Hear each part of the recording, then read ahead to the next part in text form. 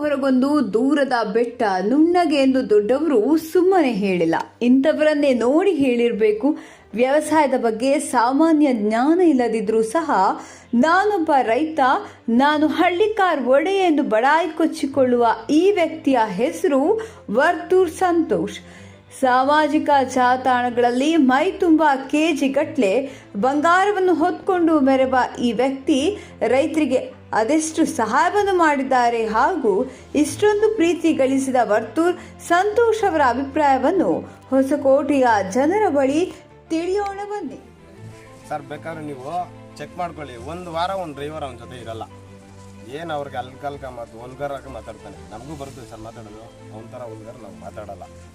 ಒಂದು ವಾರಕ್ಕೆ ಒಬ್ಬನ ಚೇಂಜ್, ಅವನ ಹತ್ರ ಯಾರು ಇರಲ್ಲ, ಚೆಕ್ ಮಾಡ್ಕೊಳ್ಳಿ. ಆ ಟ್ಯಾಟೋ ಹಾಕ್ಕೊಂಡಿದ್ದ ಒಬ್ಬನು, ಅವ್ನು ವರ್ತೂರ್ದು ಟ್ಯಾಟೋ ಒಬ್ಬನ ಹಾಕ್ಕೊಂಡಿದ್ದ, ಅವನ ಹೆಸರು ರಾಜು ಅಂತಿರಬೇಕು ಸರ್. ಅವನ್ನ ಕೇಳಿ, ಪಾಪ ಅವ್ನು ಮಾತಾಡಲ್ಲ, ಭಯ ಬೀಳ್ತಾರೆ ಅವರೆಲ್ಲ. ಇವ್ರ ಮನೇಲಿ ಕೆಲ್ಸಕ್ಕೆ ಇಟ್ಕೊಂಡ್ಬಿಟ್ಟಿದ್ದ ಅವನ್ನ, ಅಣ್ಣ ಅಣ್ಣ ಅಂತ ಅಭಿಮಾನಿಯಾಗಿ ಬಂದಿದ್ದವನು. ಹಸುಗಳು ಸಗಣಿ ಅಂತ ಕೆಲ್ಸಕ್ಕೆ ಇಟ್ಕೊಂಡ್ಬಿಟ್ಟಿದ್ದ. ಈಗ ಹೊಟ್ಟಾಗ್ಬಿಟ್ಟು ಆಟ ಓಡಿಸ್ತಾ ಇದ್ದಾನಂತೆ ತುಮಕೂರಲ್ಲಿ ಅವನು. ರಿಮೂವ್ ಮಾಡ್ತೀನಿ ಅಣ್ಣ, ಟ್ಯಾಟೋ ರಿಮೂವ್ ಮಾಡ್ತೀನಿ ಅಣ್ಣ, ನಿಮ್ಗೆ ವಿಡಿಯೋ ಕಳಿಸ್ತೀನಿ ಅಂತ ಹೇಳಿದ್ದಾರೆ. ಕಳಿಸಿದ್ರೆ ನಿಮ್ಗೆ ಕಳಿಸ್ಕೊಡ್ತೀನಿ. ಅಂದರೆ ಇವಾಗ ಅವ್ರು ಏನು ಸಾಮಾಜಿಕ ಜಾಲತಾಣದಲ್ಲಿ ಹೇಳ್ತಾ ಇರೋದು ಎಲ್ಲ ನಿಮ್ಮ ಪ್ರಕಾರ ಸುಳ್ಳು ಪ್ಲಾನಿಂಗ್. ಮೀಡಿಯಾದನ್ನ ಕರೆಸಿ ನಾನು ಇದೇ ಥರ ಮಾತಾಡಬೇಕು ಫಸ್ಟೇ ಪ್ಲಾನಿಂಗ್ ಮಾಡ್ಕೊಂಡಿರ್ತಾನೆ. ಈಗ ನಮ್ಮ ಥರ ಈಗ ಬಂದಿದ್ದೀರಿ, ಏನು ಹೇಳಬೇಕು ಹೇಳಲ್ಲ ಅವನು. ಏನು ಹೇಳ್ಬೇಕೋ ಅದನ್ನ ಯೋಚನೆ ಮಾಡಿ ಫಸ್ಟೇ ಪ್ಲಾನಿಂಗ್ ಮಾಡಿ ಹೇಳ್ತಾನೆ. 100% ಬರ್ಕೊಳಲ್ಲ, ಮೈಂಡಲ್ಲಿ ಇಟ್ಕೊಂಡು ಹೇಳ್ತಾನೆ 100%. ಆಮೇಲೆ ನಿಮ್ಮ ಸೋಷಿಯಲ್ ಮೀಡಿಯಾದವ್ರನ್ನೂ ಬೈತಾನೆ ಅವನು. ಸೋಷಿಯಲ್ ಮೀಡಿಯಾದವ್ರನ್ನೂ ಬೈತಾನೆ. ಮತ್ತು ಹೆಣ್ಮಕ್ಳು ಯಾರು ಸೋಷಿಯಲ್ ಮೀಡಿಯಾದವ್ರ ಕತೆ ಮುಗೀತು, ದಯವಿಟ್ಟು ಹೋಗ್ಬೇಡಿ. ರಿಯಲ್ ಫ್ಯಾಕ್ಟ್ ಸರ್, ನಾನು ಮುಂದೆ ಬರ್ತೀನಿ 100%. ಅವನ್ನ ನಂಬಕ್ಕೆ ಹೋಗ್ಬೇಡಿ ದಯವಿಟ್ಟು. ದೊಡ್ಡ ಫ್ರಾಡ್ ಇದ್ದಾನೆ ಅವ್ನು. ತಾಕತ್ತಿದ್ರೆ ಸರ್ ಅವ್ರ ಹೆಂಡ್ತಿನ ತಗೊಂಬಂದು ಸಾಕಲಿ ಸರ್ ಅವ್ನ ಮನೇಲಿ. ಕರ್ನಾಟಕನ ಜನನ ಮನವೊಲಿಸೋದು ಬೇಡ. ಅವ್ರ ಹೆಂಡ್ತಿ ಒಬ್ಬಳ್ದು, ಅವ್ರ ಹೆಂಡ್ತಿ ಒಬ್ಬರದು ಹೊಲಿಸ್ಬಿಟ್ಟು ಮನೆ ಕರ್ಕೊಂಡೋದು ನೋಡ ಸರ್. ಏನೋ ಒಂದು ಹೆಣ್ಮಗು ಜೀವನ, ಇವನು ಮಾಡೋ ವರ್ಸ್ಟ್ ಕೆಲಸಕ್ಕೆ ಎಲ್ಲ ಹೆಣ್ಮಗು ಮೇಲೆ ಆಗ್ತಾನೆ. ಪಾಪ ನಾನೆಲ್ಲ ವಿಚಾರಿಸಿದ್ದೀನಿ, ನಮ್ಗೆ ಗೊತ್ತಿರೋದು. ನನ್ನ ಪಕ್ಕದಲ್ಲಿ ಹೋಟ್ಲಿದೆ, ಅವ್ರ ಮನೆ ಹತ್ರನೇ ಅವ್ರ ಮನೆ ಹೋಟ್ಲಿದ್ದೇನೆ.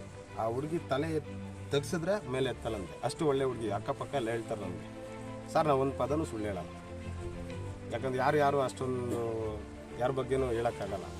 ಆ ಹುಡುಗಿದೇನು ತಪ್ಪಿರಲ್ಲ, ಇವನೇ ಒಲ್ಗರಾಗಿ ಏನಾದರೂ ಮಾಡಿ ಆ ಹುಡುಗಿ ಓಡಿಸುತ್ತೆ.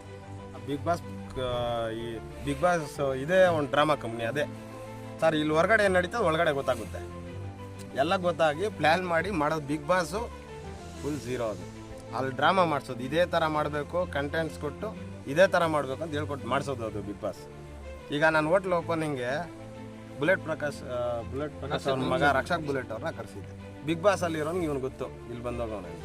ಬಿಗ್ ಬಾಸೇ ಫ್ರಾಡು, ಅದರಲ್ಲಿ ಈ ಫ್ರಾಡ್ ಬೇರೆ. ಇವನು ಅದರೊಳಗಡೆ ಸೇರ್ಕೊಂಡು ಡ್ರಾಮಾ ಮಾಡಿಕೊಂಡು ಜನಗಳಿಗೆ ಕಣ್ಣಿಗೆ ಮಣ್ಣಿರಿಸ್ಕೊಂಡು ಮಾಡ್ತದೆ. ಅವ್ರ ಮನೆ ಹತ್ರ ಹೋದ್ರೆ ಕಾಯ್ಬೇಕಂತ ಲೆಕ್ಕ ಹಾಕೊಳ್ರಿ. ಇವನು ಅಂಥ ಸ್ಟಾರ ಇವನು. ಬಸಪ್ಪನ್ ಸರ್ ಬೇಡ, ನಾನೊಂದು ಚಾಲೆಂಜ್ ಮಾಡ್ತೀನಿ. ನನಗೆ ಬಂದಿದ್ದು ಮಾಹಿತಿ ಇದು, ಒಂದು ಹಸು ಅವ್ನು ಗುಮ್ಮಿತ್ತಂತೆ, ಆದಿತ್ತಂತೆ ಹಸು ಕಾಲಿಟ್ಟ. ಆ ಹಸು ಏನಾಯ್ತು ಕೇಳ್ರಿ, ಕಸಾಯದವನ್ನ ಕರ್ಕೊಂಬಂದು ಕತ್ಕೊಯ್ಸವನೆ ಅಂತ ನನಗೆ ಮಾಹಿತಿ. ಪ್ರಮಾಣ ಮಾಡಲಿ ಅವ್ನು ಮಾಡಿಲ್ಲ ಅಂದರೆ ಸರ್. ಇದೆಲ್ಲ ಗೊತ್ತಾದ್ಮೇಲೆ ನನಗೂ ಕೋಪ ಬಂದಿರೋದು. ಅಂದಮೇಲೆ ಹಸು ಗುಮ್ಮಿರೋ ಅವ್ನ ಕಾಲೇಟಾಗಿದೆ ಅಂತ ಚೆಕ್ ಮಾಡಿ, ನನಗೆ ಗೊತ್ತಿಲ್ಲ. ಕಾಲೇಟಾಗಿದ್ರೆ ಅದು ನಿಜ ಆಗಿರ್ತದೆ. ಆ ಹಸುನ ಕಸಾಯದವ್ರನ್ನ ಕರೆಸಿ ಮನೆ ಹತ್ರನೇ ಕೋಪ ಕತ್ಕೊಯ್ಸೋದಂತ.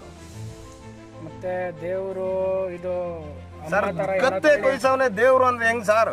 ಈಗ ನಾನು ಸುಳ್ಳು ಹೇಳ್ಬೋದಲ್ಲ, ದೇವ್ರು ಅಂತ. ಅದೇ ಇವಾಗ ನಾನು ಕಾಲು ಮುಗಿತೀನಿ, ವರ್ಷಕ್ಕೊಂದ್ಸತಿ ಕಾಲು ಮುಗಿತೀನಿ. ಬಸಪ್ಪನ ನಮ್ದು ಬೀರೇಶ್ವರ ಸ್ವಾಮಿ ಪ್ರಸನ್ನ ನಮ್ಮ ಮನೆಗೆ ಎತ್ತು ಬರ್ತದೆ, ಕಾಲು ಮುಗಿತು. ನನಗೂ ಅಭಿಮಾನ ಐತೆ, ಯಾಕಂದ್ರೆ ನಾವು ಹಾಲು ಕರೆದಿದ್ದೀವಿ, ಕ್ಯಾಮ್ರಾ ಮುಂದೆ ಡ್ರಾಮಾ. ಈಗ ಅವ್ನು ಕತ್ತು ಕೊಯ್ದಿಲ್ಲ ಅಂತಂದ್ರೆ ಬಂದು ಪ್ರಮಾಣ ಮಾಡಲಿ ಸರ್. ಕೊಯ್ಸಿಲ್ಲ ಅಂದ್ರೆ ಕಸಾಯದ ಅಂಗಡಿಯವ್ರ ಕೈಲಿ ನೋಡಿ. ನೋಡಿ, ನನಗೆ ಯಾರೋ ವರ್ತೂರವ್ರು ಹೇಳಿದ್ದು, ನೋಡಿದವ್ರು ಹೇಳಿದ್ದು. ಅವನು ಮೊದಲು ಕಸ ಇದೆ ಸರ್, ಮತ್ತೆ ಸೀಮೆ ಸು ತಗೊಳ್ಳೋದು, ಕತ್ಕೊಯ್ಸೋದು ಅಂತ ಮಾಡ್ತಿದ್ದೆ ಅವನು. ಅದು ಬಿಟ್ಟು ಇವಾಗ ಯಾವುದೋ ದುಡ್ಡು ಬಂದು ಬಿಡುತ್ತೆ ಅಂದ್ಬಿಟ್ಟು ಇವಾಗ ಯಾವುದೋ ಜೀವ ಮಾಡ್ತದೆ. ಇವಾಗ ಜೀವ ತೋರಿಸ್ಬಿಟ್ಟು ನಾವು ಅಪಾರ್ಟ್ಮೆಂಟ್ ಎಲ್ಲ ಹಳ್ಳಿಕಾರ ಅವನಲ್ಲ. ಅವನು ಹಳ್ಳಿಕಾರ ಆದರೆ ನಾನು ಜೊತೆ ದನ ಕೊಡ್ತೀನಿ, ಅವನು ಆರಂಭ ಮಾಡಲಿ ಸಾಕ್ಲಿ. ಅವನು ಹಳ್ಳಿಕಾರ ನಾವು ದೇಬೋದು. ಸುಮ್ ಯಾವ ತಗೊಂಡು ಸಾಕಿದ್ದೆಲ್ಲ ದನ ತಗೊಂಡ್ಬಿಟ್ಟು ನಾನು ಹಳ್ಳಿಕಾರ ಯಾರ ಸಾಕಿದ್ದ ದನ ತಗೊಂಡ್ಬಂದು ಲಾಭಕ್ಕೆ ಮಾರ್ಕೊಳ್ಳೋ ದಳ್ಳಾಳಿ ಅವನು. ದಳ್ಳಾಳಿ ಸರ್. ದುಡ್ಡು ಬಂತು ಅವನು. ದುಡ್ಡು ಬಂದ ಮೇಲೆ ಇವಾಗ ಯಾವ್ದು ದುಡ್ಡು ಬಂತು ಅಂದ್ಬಿಟ್ಟು ಇವಾಗ ಯಾವುದೋ ನಾವು ಹಳ್ಳಿಕಾರ ಅಂತ ಹಳ್ಳಿಕಾರ ಅಂತ ಅಲ್ಲ.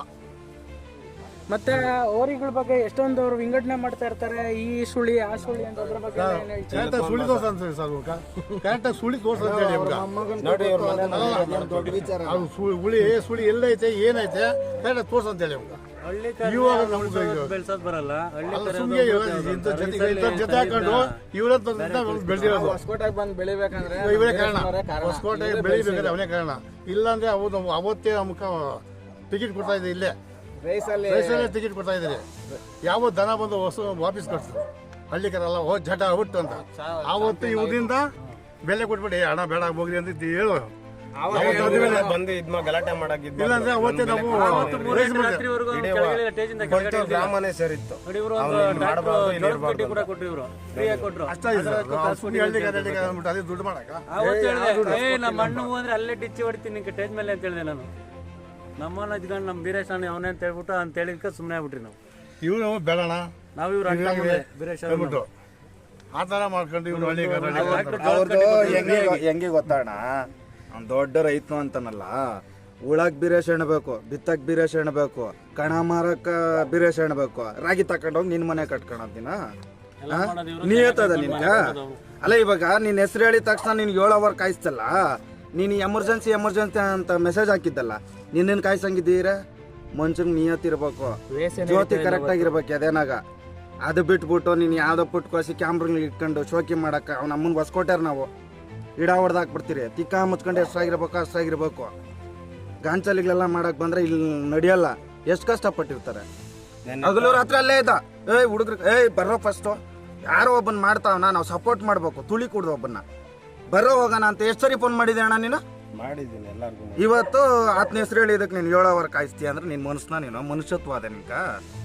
ದೇವ್ರು ಆಣೆ ಮಾಡ್ಬಿಡ್ತಾನೆ ಸುಮ್ನೆ ಪ್ರಮಾಣ ಮಾಡೋದಲ್ಲ, ಸುಮ್ನೆ ಕ್ಯಾಮ್ರಾ ಇದ್ದ ಮಾತಾಡೋದಲ್ಲ. ನಮ್ಗೆ ದೇವ್ರು ನಾವು ಮಾತಾಡಿದ್ರೆ ಬೇಜಾನ್ ಮಾತಾಡ್ತೀವಿ ಅಂದ್ರೆ ಭಯ ಕೈಕಾಲು ನಡ್ಕೊಂಡ್ಬಿಡ್ತದೆ. ಸುಳ್ಳು ಹೇಳ್ಬೇಕು ಅಂದ್ರೆ ನಾವು 1 ರೂಪಾಯಿನೂ ಕಷ್ಟ ಬಿದ್ದು ಮೇಲೆ ಬಂದಿರೋದು. ಇವ್ರ ಅಪ್ಪನು ಇವ್ರ ತಾತನ ಮಾಡಿರೋ ನಾವು ಯಾವ್ದು ಶೋಕಿ ಮಾಡಲ್ಲ. ಇವಾಗ ಅರ್ಧ ಕೆಜಿ ಹಾಕೊಂಡ್ಬರ್ತೀನಿ, 10 ನಿಮಿಷ ಟೈಮ್ ಕೊಟ್ರೆ ಅರ್ಧ ಕೆಜಿ ಒಡವೆ ಹಾಕೊಂಡ್ಬರ್ತೀನಿ ನಾನು.